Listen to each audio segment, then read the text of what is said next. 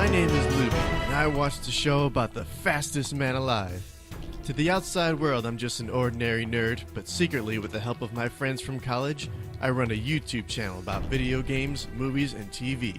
I used to think a show about a guy who runs fast would be stupid, but after I watched the pilot, I discovered one of my favorite shows on TV, and this is the only review show that you should watch. This is Flashback. So how about that Star Wars trailer? All right, welcome to Flashback, everybody. This is our weekly Flash recap show. My name is Looby, and I'm joined by Greg. How's it going? Oh, it's going fantastic. Flashtastic, even. Yep. Already. Okay. Cheers to that. Yeah. Wait, that was pathetic. That is pathetic. Both like rubbing together. All right, so if you haven't seen our series recap episode, it's technically our episode 0. Go back to our channel, 165 Entertainment. Watch that after you watch this one. Flashback to our first flashback. Yeah, go with that. Okay, so this was the season premiere of season number 4, and I really enjoyed the episode. What did you think about it? I thought it was okay. Okay, is there, before we do a deep dive on the episode, is there anything in particular that kept you from really enjoying the episode? I don't know. It seemed like in the episode, the big thing was convincing people to come back and buy into the idea of Barry. We can bring him back. We can make a difference. And it was come back to the team, Caitlin. No, but we can bring back Barry. Okay. And then the only person that really seemed hesitant was Iris, and I felt like that was that's how I think some people should have felt more of. Barry went into the Speed Force to save them, and I felt like all of them were like, well, okay. I mean, if you say so, Cisco, it's not like our science experiments have failed ever. Yeah, So I thought it was a little too easy to be convincing them to try to bring him back, even though they saw what happened at the end of season 3. So that's fair. Okay. Let's do a quick little walkthrough through the episode. I took a couple notes going along the way. Almost immediately, I felt the tone felt very similar to season 2. It wasn't quite as big a hit as season 1, but it felt like they were really reaching back for the familiar. And I think that's kind of what season 2 had been going for the whole time, was just here's more of the familiar. Okay. Which I thought which is good, especially compared to season 3. yeah, and I mean season 2 was I think much better than season 3. Oh yeah, absolutely. It was one of the stronger seasons. Yeah, so they're trying to reach back a little bit and reclaim the glory that they lost with season 3 a little bit. Yeah, and then the next note that I took, Iris. I probably liked her more in this episode almost than I have throughout the entire show at all. Yep. Because all the other times it's why are you doing what you're doing? It never really made sense what she was doing. She was always too stupid to realize who Barry really was, and then suddenly she's, okay, you're a reporter. Well, then suddenly, and then she mixes herself up with all these people that are full-on scientists and superheroes and stuff like that, and she never really felt like she fit in. But here, being more of I don't want to say a supervisor role, but she felt very commanding in this, and I like that she really... when Barry left and he told her to keep running, she took that as she needs to kind of take head of the team. Yes. I mean, Caitlin's gone, so it was just her, Cisco, Wally, and Joe. Yes. And I think after Barry left, maybe they turned to her, thinking Barry pretty much almost left her in charge of what they can do, because I think Cisco would have been a good leader, but I think Iris would have been able to get the most out of them for what the team needed. Yeah, yeah. To move on. At the very least, she would probably be the one who would know what Barry would have wanted. Yep. So it was kind of take my place while I'm away. Yep. Something like that. Okay. So then they go and meet Caitlin in the bar, and that was a nice little exchange between her and Cisco. It really, I thought they did a pretty good job. I really did feel like they had been separated more or less for the 6 months. Yeah. Since Barry. She's in a random biker bar, and he's like, what happened? 2 doctorates and a... That part felt a little bit weird, that she was working in a bar, but Yeah. just the connection that she had with Cisco. That I think helps make up for it, to help me forget that why the hell would she ever be here? Yeah. But that is one of the seeds that is planted in this episode, something that's going to wind up being a season-long thread. And it starts pretty early in the episode when you see a kind of scraggly-looking guy with what appears to be like a glass eye, or something's wrong One with his eye. eye.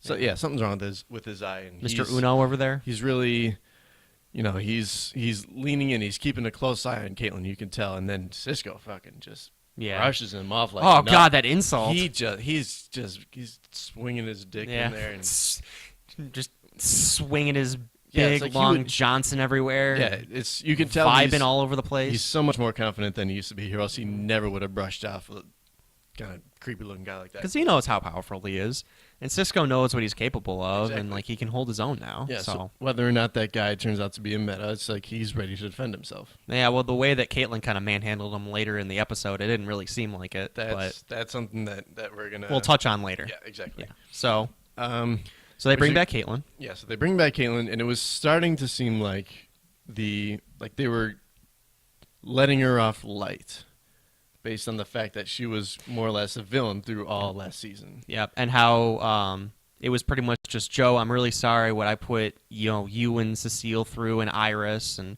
for who I was. And he was just like, it's okay.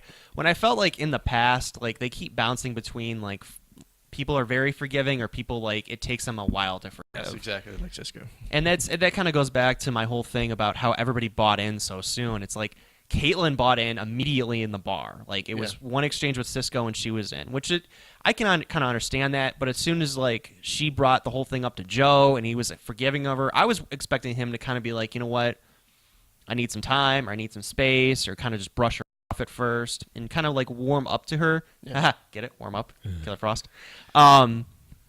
But yeah, those are my thoughts. Okay, and I agree.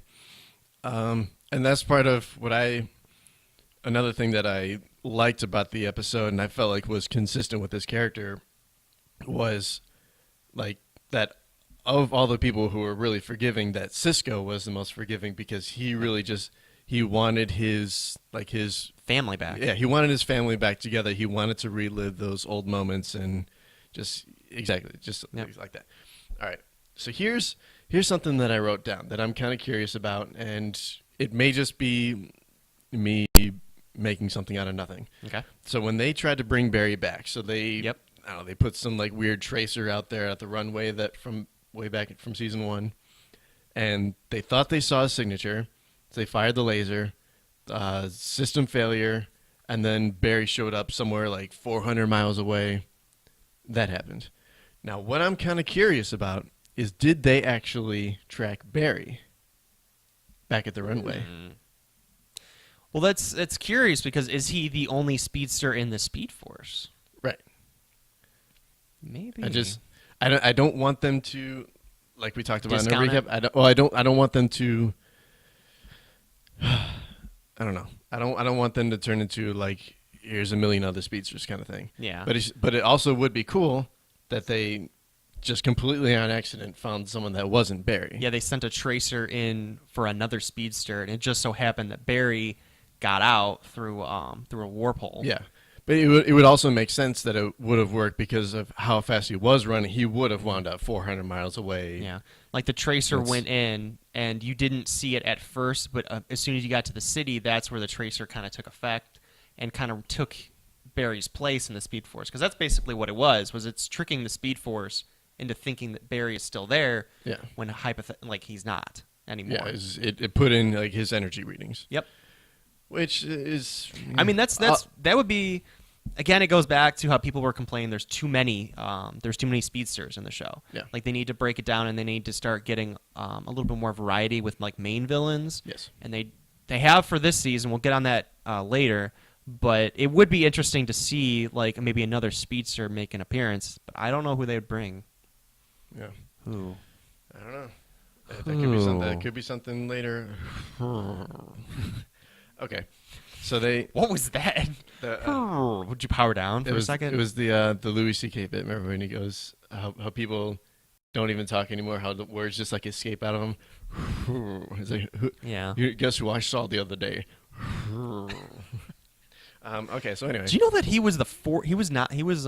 He's rated as the fourth best comic of all time. All right, good for him. Probably. Anyway. Anyway, So the Flash. Yep. All right, so they bring Barry back, flashback. and Backflash. Welcome to. so they bring Barry back. They have him in the police station, Mm-hmm. and he's talking what seems at first like gibberish, but then you start to notice patterns of what he's saying. Now, the two patterns that I noticed, one of them is kind of like he's almost like reliving parts of his life over and over and over again. He's talking about diapers. He's talking about there's a man in his house. That's the Reverse Flash. You So gotta about, believe it, Your Honor. I'm not like you, Oliver. Yep. That's when he's talking to Arrow. All this stuff, and I thought that was consistent with what they dropped at the end of season 3, that he was going to be basically reliving his life. Yeah. And now the other thing that I wonder if this is going to wind up playing a factor at all, he kept talking about stars. Well, he was. He became one with the Speed Force. It almost seemed like. I mean, Yeah. It seemed like he was. Like he took. On the sentient. I'm trying to think of like how I could phrase this. He took on the sentient like being of The Speed Force, the manifestation. manifestation of the Speed Force. So he absorbed all of that in. Yeah. So while he's in the Speed Force, he was one with it. So as soon as he exited, his brain was probably still trying to process all of that, and he was still Yeah. stuck in that loop. Yeah. So that's how I kind of took away from it. All those Uh, symbols and everything. yeah. This house is bitchin'. That's bitching. Yeah. I still think that I think that's an anagram. You know what? Well, quick research. Ooh. Oh my. Experiment.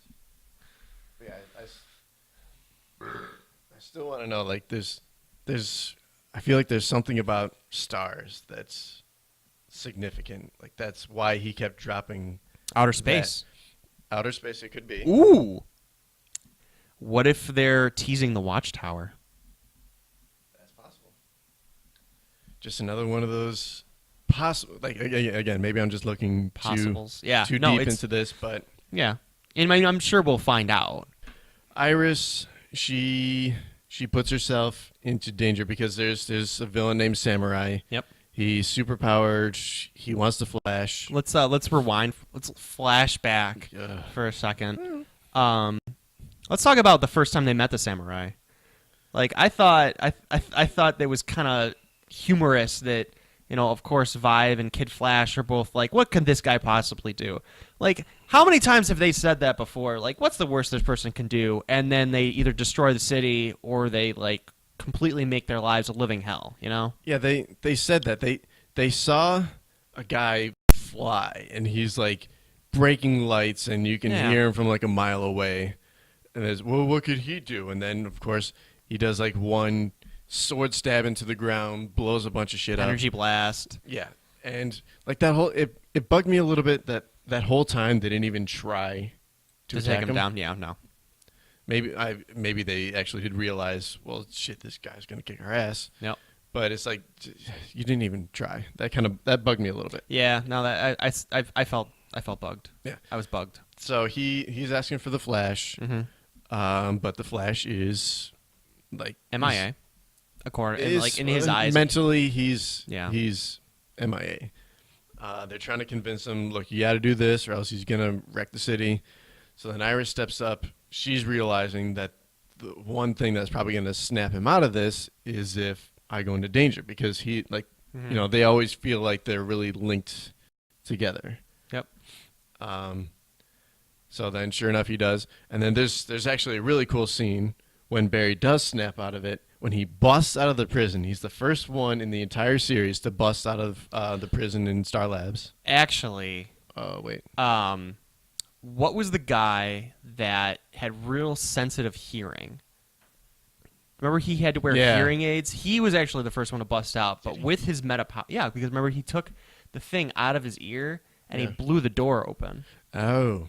Okay. But hypothetically, this is the first person to break out, like, using their powers. Yeah. Like, those cells are almost designed to keep them contained, and I'm sure that cell was designed to keep a speedster inside. And Yeah. they even touched on it later. Like, he had been going... he's going faster than he's ever gone before. Yeah. So he blew through that window pretty easily, it seemed like. So Yes. He blew through the window. He's chasing down the samurai. Yep. Who's got a jetpack. that we see several times over. Yep. And there's this really cool chase through like a wind farm. Yep. The CG, obviously you can tell it's CG, of course. But for a TV show. Yeah, for a TV show, it looked decent. It looked Yeah. really good for a CW show. Yep. And there's this awesome moment where you see Barry. He leaps from the top of one of these windmills, lands on the samurai, rips off his jetpack, grabs Iris, and jumps off. And then you see the samurai just like fly off into the distance. I thought it was a really cool scene. He not only did he disarm him and remove his jetpack, he saved Iris at the same time. So that's some mega multitasking. I can barely take a shower and brush my teeth at the same time. When do you try? Never. But okay. Okay. So then the samurai crashes into the fields. They go up to it. They take off the mask, and turns out it's a robot. Dun dun dun. And the robot says something along the lines of like "Welcome back." Home. Yeah, welcome home, Barry. I think it's either "Welcome back" or "Welcome home, Barry." Was it Barry? I thought it was Flash. Yeah, "Welcome back, Flash." Well, something along those Flashback. lines. So then everything seems hunky dory. Mm-hmm.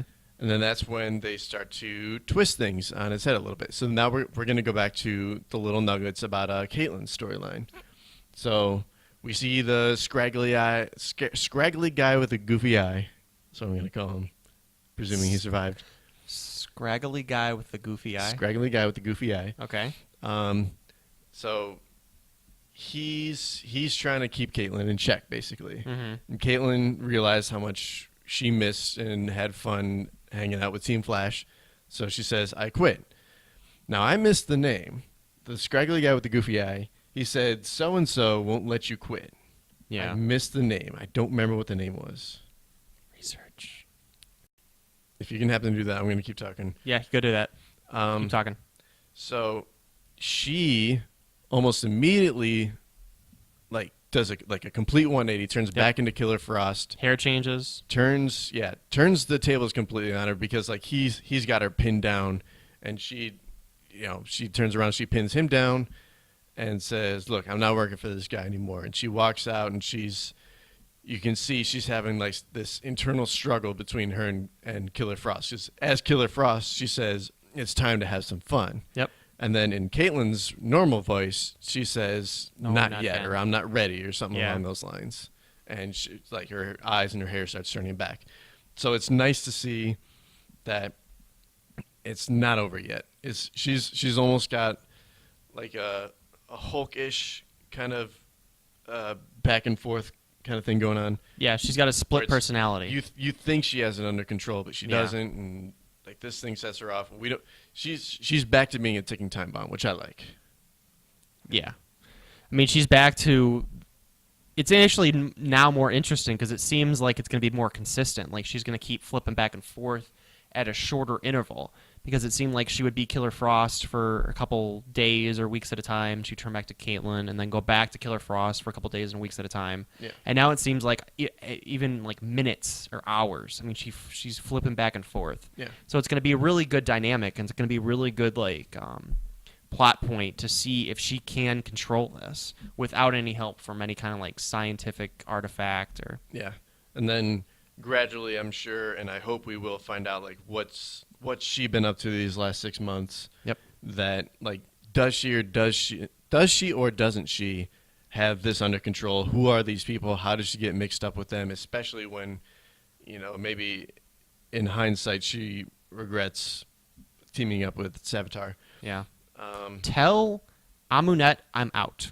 Amunet. I have no idea who that is. Neither do I. So then that happens, and then there's another cutaway where we go into this very almost futuristic-looking layer.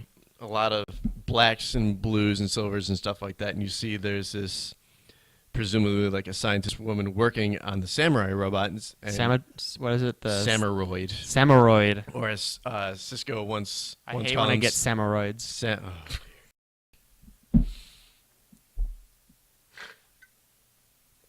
So, I'm sorry. yes. That was funny. So she's talking to somebody, and saying that the Samuroid was a success. Yep. And you hear a really deep, echoey voice.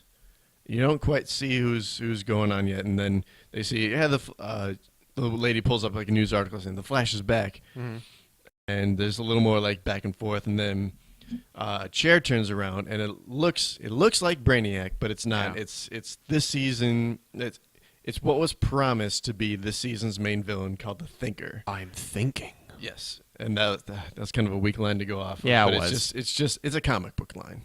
So, but I mean, this like this decrepit, almost looking guy. Yeah. He's old. He doesn't look like he has any hair. Doesn't look like he's gotten out of that chair in like 4 years. I thought it would have been really cool if they brought in Brainiac. I agree.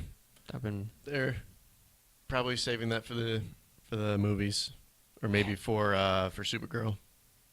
Yeah, that's true. They could bring it for Supergirl because it's more of like a Supergirl Superman. Yeah, one of those two villains.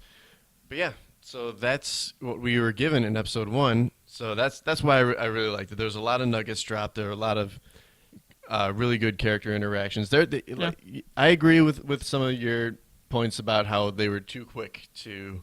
I mean, it's a TV show and they want to get it rolling. It just seems like within 5-10 minutes they had everybody on board except for Iris. Yeah. And I thought it would have been better if they kind of gradually built up to it. Like at the runway, they had like 2 people, like Joe and Cisco, and then Caitlin just so happened to wander there, just as like, maybe she's giving us a chance, and then Wally shows up and. But that's just a personal gripe. I could be wrong. I think maybe they were worried if they stretched it out too long, it would turn into another season 3. Yeah, possibly. That's just a thing. But anyway, that's our wrap up for the episode. If you were to give it a out of 10 rating, what would you give this episode? I would give this episode. I give it a 7. It had a lot. It had a lot of points I really liked. I think they set it up for the future pretty well. There was a few like gripes I had with just the character development and just the pacing of it, but I'll give it a 7. Right. I liked it. Very good. I'm giving this one roughly like an 8.3. Okay. That's pretty specific, but go on. Yeah, I don't know why I picked that. Like, you ever like see a number and like that's just right. That's just the right number for it. Okay. That's what I pulled for it. But yeah, okay. Basically for the same reasons. A little bit about the Barry being like kind of out of his mind and then so immediately snapping out of it, that rubbed me the wrong way a little bit. The love of Iris. The love of Iris snapped him out of it. It would have been kind of not funny, but it would have been like intriguing if he saved her and then she was just like, "Oh, Barry, I'm so glad you're back," and then he just kept talking. Yeah, the stars are still falling. Yeah, that's that. Whatever. But yeah, that's gonna wrap up this episode of Flashback. Yes, kitchen sink. Did you want to know who Eminent Black is? Please. The problem with Mike for this time. Special guest star. Where did you come A Wild Assad has appeared. I think he's been back on the whole time. Well, this is reading off the basics, but hi, everybody. Eminent Black runs something called the Network. Essentially, she gets a group of villains together in one of the main storylines and tries to defeat Barry Allen. Obviously, as a villain, that's her thing. Fantastic. But she also helped run an underground trade for all the villains to get all of their goodies, all of their weapons, and things like that. This has been I your like it. daily fun fact. Thank you, Wikipedia Assad. All right. So that now we're gonna wrap our episode of Flashback. Stay tuned. Join us next week for episode 2. I don't think we saw the tease for that, did we? I think we turned off too quickly. Oh shit. Yeah, we did. Whatever. Yeah, whatever. We'll see you next week.